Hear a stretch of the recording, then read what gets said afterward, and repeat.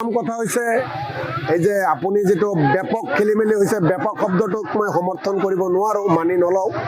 2 number হৈছে বহুতে ধন দিয়াৰ কথা কৈছে এটা আজিৰ তাৰিখ পৰ্যন্ত এই পৰ্যন্ত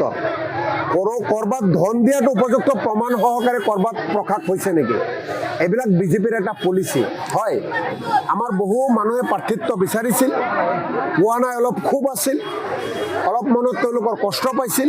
কিছুমান খুব প্ৰকাশ কৰিছে তাকেই বিজেপিয়ে এই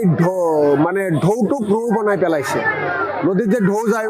বহুতে বনাই ভাবে যে ৰৌ মাছ গৈ আছে ঠিক তেনেকৈ পঞ্চায়ত নিৰ্বাচনৰ টিকেট কেন্দ্ৰিক কংগ্ৰেছৰ ওপৰত যিমান বদনাম দিছে এয়া ঢৌক ৰৌ কৰিছে উপযুক্ত প্ৰমাণটো কতো নাই আজি পাকাবেতবাৰী সমষ্টিৰ অন্তৰ্গত বেকি জিলা পৰিষদৰ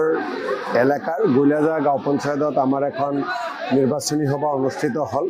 লগতে দীঘলীয়া যোগদান কাৰ্যসূচীও আপোনালোকে দেখা পালে ইয়াত আহি ৰাইজৰ যিখিনি উৎসৱদীপনা দেখা পাইছোঁ কংগ্ৰেছ দলৰ প্ৰাৰ্থীসকলৰ প্ৰতি যিখিনি সমৰ্থন দেখা পাইছোঁ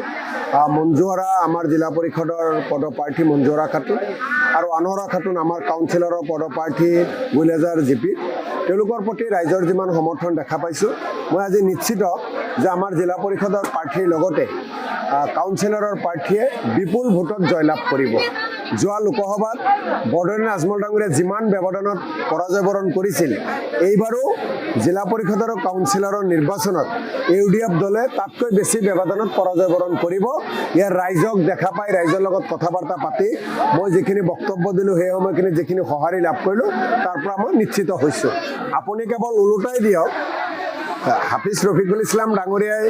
যেটো জিৰুৰ কথা কৈ আছে সেই জিৰুটো তেওঁলোকৰ ভাগত পৰিব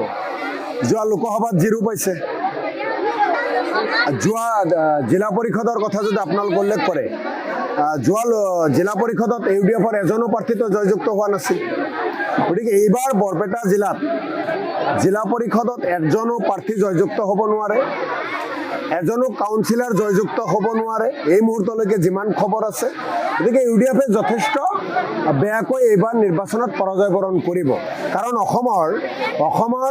মুছলমান সমাজে যোৱা লোকসভাত 10 লাখ ভোটত বদৰুদ্দিন আজমল ডাঙৰীয়াক হৰুৱাই বুজাই দিছে যে ৰাজনৈতিকভাৱে মুছলমানসকলে ইউডিএফক কেতিয়াও সমৰ্থন নকৰে ইউডিএফ দলে পাকে পকাৰে বিজেপি চৰকাৰখনক সমৰ্থন কৰে কাৰণ আমি কেতিয়াও এৰি দিয়া নাই বিজেপিয়ে ধনবল বাহুবল আৰু পুলিচৰ বন্দুক দেখুৱাই কিছু অঞ্চলত আমাৰ প্ৰাৰ্থীসকলক ভয় ভাবুকি দেখুৱাই আমাৰ প্ৰাৰ্থীসকলৰ যে মনোনয়ন পত্ৰ দাখিল কৰিছিল মনোনয়ন পত্ৰ প্ৰত্যাহাৰ কৰিছে কৰবাত অফিচটো এনেকুৱাভাৱে ঘেৰাও লৈছে তেওঁলোকৰ গুণ্ডা বাহিনীয়ে পুলিচ বাহিনীয়ে বহুতে মনোনয়ন পত্ৰ জমা দিব পৰা নাই বাৰম্বাৰ কংগ্ৰেছৰ পৰা কমপ্লেইন কৰা হৈছে নিৰ্বাচন আয়োগক চৰকাৰক পুলিচক কোনো গুৰুত্ব দিয়া নাই এটা চম্বল ৰাজ এটা গুণ্ডাৰাজ কৰিছে তাৰ প্ৰতিবাদ নকৰি ইউডিএফ দলে সন্তুষ্টি লাভ কৰি কংগ্ৰেছ দলক কৈ আছে তেওঁলোকে এবাৰ যাওক না তিনিচুকীয়াত এবাৰ যাওক ডিব্ৰুগড়ত এবাৰ শিৱসাগৰ এবাৰ যোৰহাট এবাৰ শোণিতপুৰ লখিমপুৰ ধেমাজি সকলোতে নগাঁও এবাৰ খবৰ লওক কংগ্ৰেছ দলৰ প্ৰাৰ্থী আছে নে নাই এতিয়া বিজেপিয়ে জোৰ জবৰদস্তি